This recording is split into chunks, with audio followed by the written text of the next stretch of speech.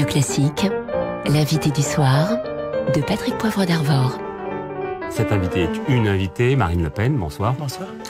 Ça doit être dur de démarrer la semaine, j'imagine, en entendant son père à la radio dire « Je suis pas fier qu'elle porte le même nom que moi ». J'ai pas tellement envie de répondre à cette question. Voilà, et en même temps, vous avez ressenti quelque chose de violent. Je n'ai pas envie de commenter ses propos. J'ai pris une décision qui était une décision politique, comme présidente d'un mouvement politique. Ce mouvement va profiter de cette crise passée maintenant pour en faire une opportunité, notamment d'ailleurs avec cette consultation, cette modification statutaire qu'on va proposer aux adhérents pour moderniser le Front National, pour le perfectionner, pour faire de lui une vraie machine électorale pour les futures échéances, notamment régionales, mais aussi évidemment présidentielles, car plus que jamais, il est urgent de continuer à travailler pour convaincre d'abord et pour préparer notre arrivée au pouvoir. Et vous êtes toujours fier de porter le nom de Le Pen ? Mais c'est le mien. C'est le nom de votre père aussi. C'est le mien. Et c'est celui qui a créé le mouvement. C'est le nom de mon père, c'est aussi celui de mon grand-père aussi, et de mon arrière-grand-père. Le fait qu'il ait fondé ce mouvement, qu'il l'ait porté à bout de bras pendant une trentaine d'années, le fait que depuis vous ayez pris le relais, que vos résultats ont été meilleurs que les siens, vous pensez que ça a pu attiser une sorte de jalousie chez lui ? J'ai pas tellement envie de faire de la psychologie. Je ne sais pas quelles sont les raisons. Je ne sais pas quelles sont les raisons qui l'ont poussé à cette forme de un peu de dérive de suicide politique, comme je l'ai dit dès le départ. Ce qui est sûr, c'est que j'ai été élu 2 fois à la tête du Front National, sur une ligne politique extrêmement claire et sur une ligne stratégique extrêmement claire, qui excluait toute forme de provocation ou de propos qui allaient à l'encontre de la ligne et des valeurs du Front National. Je dois cela aux adhérents. Je dois aux adhérents que cette ligne soit respectée. Et je n'entends pas que quiconque, même Jean-Marie Le Pen, ne puisse de manière récurrente contester cette ligne ou formuler des propos personnels qui sont contraires à ce que nous défendons. Voilà, c'est extrêmement clair. Alors bien entendu, je vais vous dire clairement, la main de la présidente du Front National n'a pas tremblé. Ça n'est pas pour ça que nous n'avons pas le cœur lourd, moi, mais aussi les militants, les adhérents qui sont entrés en politique avec lui, mais qui, comme moi, ont bien compris que la décision que nous avons prise était inéluctable, était incontournable. Le sentiment d'être un peu répudié, comme votre sœur Marie-Caroline l'avait été, simplement parce qu'elle avait suivi puis épousé un lieutenant de Bruno Maigret. On a 24 heures pour maudire ces juges. Qu'est-ce qui le pousse, par exemple, votre père, à cette obsession à vouloir vous faire épouser Florian Philippot, alors que tout le monde sait quand même que vous vivez avec un autre dirigeant du Front National. Je ne vais pas commenter ces propos que je trouve tout à fait outranciers. Je pense que l'ensemble des électeurs et des adhérents les ont trouvés outranciers. Encore une fois, ce conflit rude est derrière nous. Voilà, moi, ce que je veux regarder, ce que je veux regarder, c'est l'avenir. Il sera toujours président d'honneur du Front National. Mais ça, les adhérents sont saisis. Les adhérents sont saisis dans le cadre d'une vaste rénovation des statuts du Front National. Nous proposerons la suppression, notamment, de ce statut de président d'honneur. Mais surtout, nous allons, encore une fois, avec le bureau politique, travailler pour proposer des statuts qui soient modernisés, qui nous permettent de travailler plus efficacement, qui permettent peut-être aussi de mettre en place les conditions d'une expression plus régulière de la volonté des adhérents du Front National. Donc nous sommes en train de constituer une très grande force politique parce qu'encore une fois, je suis convaincu que nous pouvons arriver au pouvoir. Et je ne suis pas la seule à être convaincue, si j'en crois la haine, la hargne de nos adversaires politiques qui s'est décuplée. Chacun a pu s'en rendre compte depuis les derniers résultats, et européennes et départementales. Diriez-vous, à propos de votre père, et là je parle du fond des choses, qu'il est un peu monomaniaque, obsessionnel sur certains sujets? Par exemple, il parle toujours du maréchal Pétain, des Juifs. Est-ce que c'est pour ça que vous avez voulu couper cette branche-là? Je pense que Jean-Marie Le Pen a l'âge qu'il a et que c'est vrai qu'on a le sentiment qu'il est tourné vers le passé de manière maintenant systématique. Et c'est pas une forme de sénilité pour vous? Moi, je suis tourné vers l'avenir. Voilà. Je suis tourné vers l'avenir. parce que c'est l'avenir des Français qui m'intéresse et parce que c'est ce qui intéresse les Français, leur avenir, l'avenir de leurs enfants, les préoccupations gigantesques qui sont les leurs, l'aggravation de l'immigration, l'économie qui s'effondre, le chômage qui augmente. C'est à cela qu'il faut répondre. C'est à cela que les dirigeants politiques doivent apporter des réponses. Or, ça n'est pas le cas aujourd'hui. Aujourd'hui, c'est catastrophique ce à quoi on assiste. Quand je vois le Premier ministre faire une tribune contre un écrivain, après avoir, Monsieur Todd, après avoir combattu un philosophe, Monsieur Onfray, quand je vois le président de la République dire « il ne faut pas lire le livre de Zemmour », mais on est encore en France, on est encore dans le pays de la libre pensée. On est encore dans le pays de l'intelligence. Avec ces thèses d'Emmanuel Todd, parce que il dit à un moment donné dans son livre, le PS est subjectivement antiraciste, mais il est objectivement xénophobe, car il exclut les enfants d'immigrés de la nation française.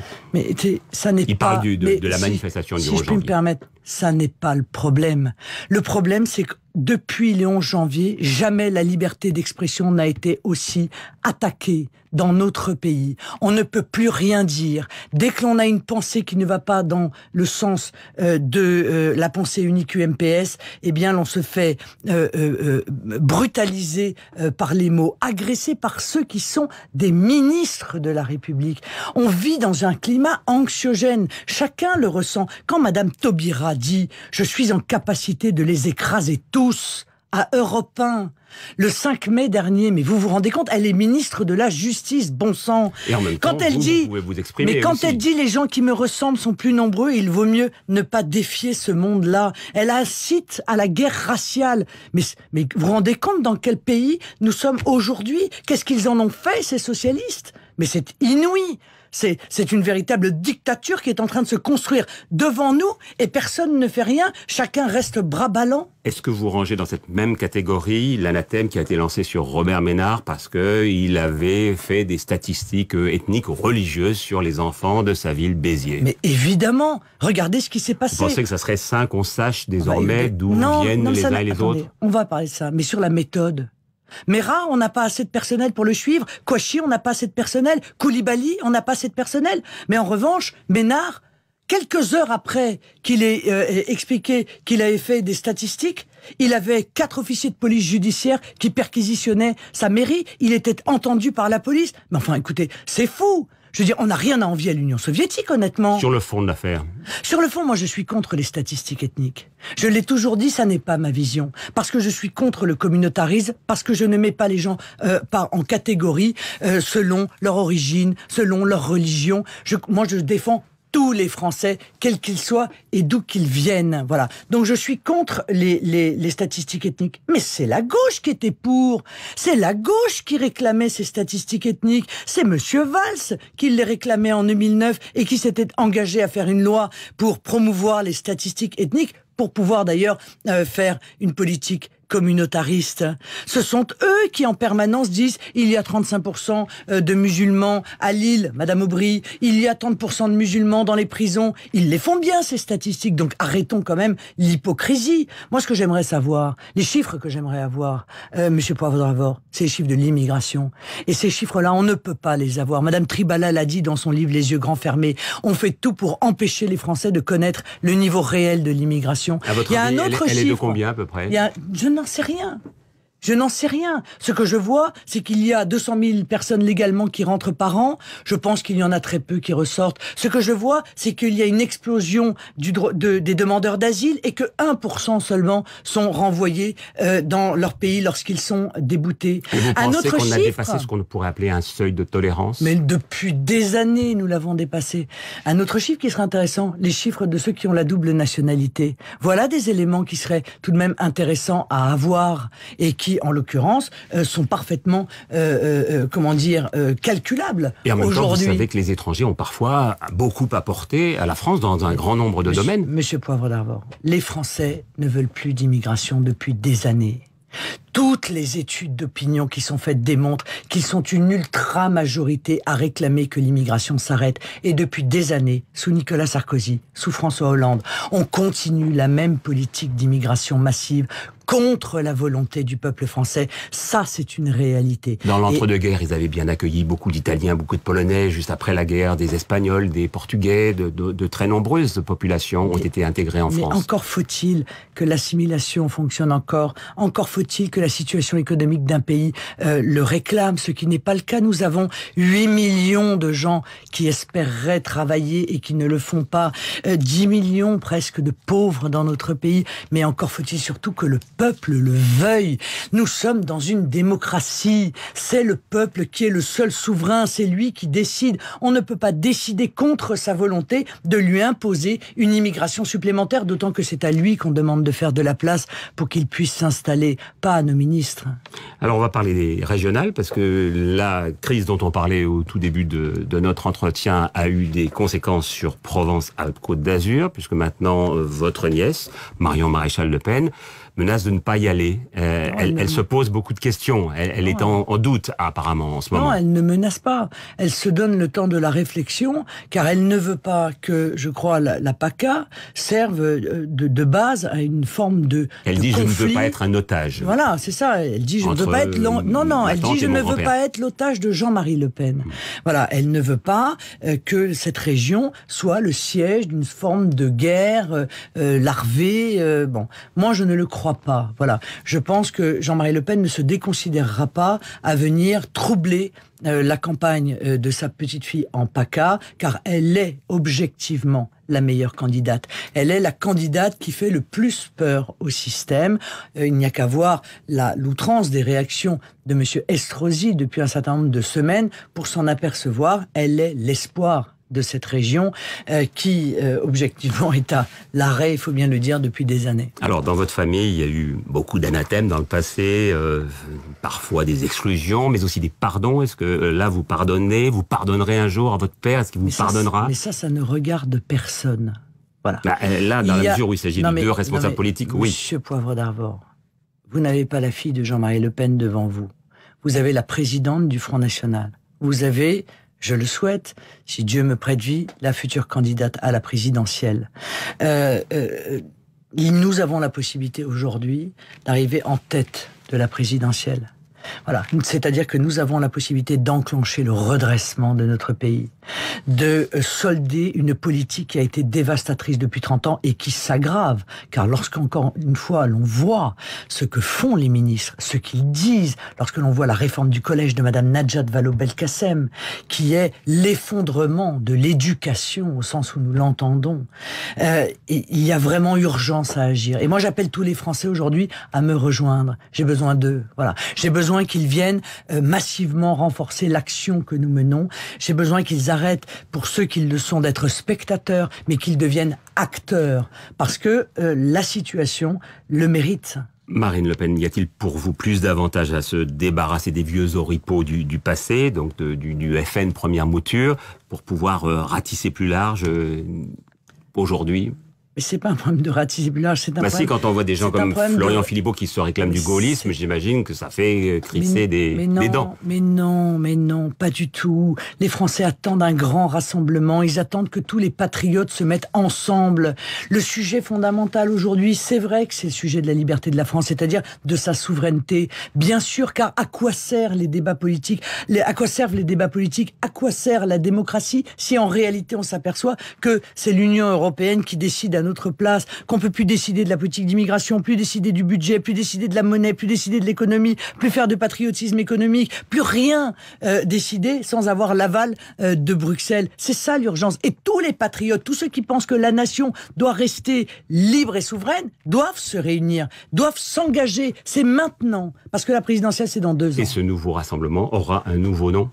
Mais non, pourquoi un nouveau nom? On parlait des patriotes, parce qu'en face, vous avez bien vu, il y a les Républicains qui se créent. Mais ne lisez pas tous, ne croyez pas tout ce que vous lisez dans la presse. Vous l'avez cru à un moment, vous l'avez espéré à un moment donné. Non, je ne l'ai pas espéré. J'ai dit qu'il n'y avait pas de sujet tabou. Voilà, il n'y a pas de sujet tabou. Mais il n'y a pas aujourd'hui de désir, semble-t-il, d'un changement de nom. Puis je veux vous dire, si c'est pour changer le nom comme l'UMP, c'est-à-dire faire une forme de ripollinage pour faire oublier tout ce qu'ils ont à se reprocher. Nous n'avons rien à nous reprocher. Et cela peut-être justifie que nous ne changerions pas de nom. Les ennuis judiciaires de Nicolas Sarkozy vous ennuient? Vous gênent? Les ennuis judiciaires. Oui. Non, mais je le trouve paradoxal. Non, mais c'est pas ça, c'est que je le trouve paradoxal, ce Nicolas Sarkozy. Il se plaint, ce que je peux comprendre d'ailleurs, de faire l'objet d'écoute, et en même temps, il fait voter par ses députés la loi sur le renseignement, qui est une loi de flicage généralisé de tous les Français. Une loi qui va permettre à Monsieur Valls de pouvoir écouter vos conversations, de pouvoir lire vos mails, de pouvoir fliquer l'opposition que nous sommes, et ce, en totale liberté, sans l'accord d'un juge. C'est quand même pour le moins paradoxal. Vous-même, vous avez été visé donc par une enquête, une mise en examen sur votre micro-parti, Jeanne. Donc vous savez qu'aujourd'hui, tout le monde, à gauche comme à droite, c'est difficile pour vous de dire tête haute, main propre. C'est voilà, tout le monde y passe. C'est très très facile de le dire. Je veux dire pourquoi? Parce que nous n'avons strictement rien à nous reprocher. Voilà, nous sommes clairement maintenant victimes d'une opération politique, car l'instruction qui a lieu, ça fait 2 ans qu'elle a lieu. Il y a eu plus de 60 actes d'instruction. Et le dossier est tellement vide qu'ils en sont à vouloir interroger les 525 candidats aux législatives. Combien d'OPJ? Combien de sous ça va coûter tout ça? C'est probablement des budgets qu'on ne donnera pas à la lutte contre le terrorisme. Voilà. La réalité, c'est que le processus de financement des campagnes a été validé 4 fois par la Commission nationale des comptes de campagne. 4 fois. Voilà. Alors clairement, on cherche à nous empêcher, avec une justice aux ordres. Ça m'étonne pas beaucoup d'ailleurs, car une des 2 juges d'instruction, Madame Aude Burézy, est une grande responsable du syndicat de la magistrature. Vous savez, ce syndicat. Décidément, on les retrouve quand il s'agit d'instruire pour les dossiers sur l'opposition. C'est quand même drôle, hein, le syndicat de la magistrature. Souvenez-vous, le mur des cons avec des petites flammes collées sur le visage des uns et des autres. Voilà.